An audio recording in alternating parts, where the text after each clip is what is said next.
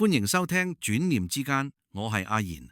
從前有個阿嬸冇仔女，村裏邊嘅人笑佢前世冇修，今世無後。佢好傷心，跪喺觀音菩薩面前問菩薩：我係咪真係做錯咗嘢？菩薩冇答佢。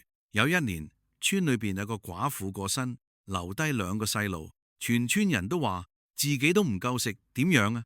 阿嬸冇出聲，只係行出嚟拖住2個細路返屋企。從嗰日開始，佢天未光就做田，夜晚織布賺錢，瘦咗好多，但日日都係笑嘅。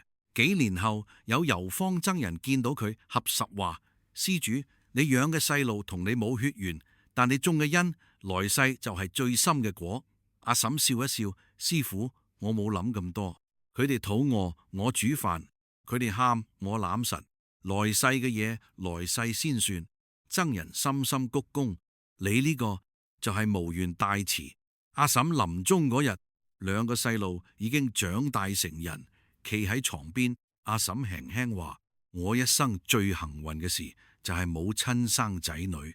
如果我有，我嘅心就裝唔落你哋。你哋先係菩薩送俾我最好嘅禮物。佢合上眼，面上係笑嘅，有後無後。唔係重點，重點係你嘅心有幾大。阿嬸冇血脈，但佢嘅慈悲延續咗落去，呢個就係真正嘅傳承。我係阿賢，多謝收聽，轉念之間，下集再見。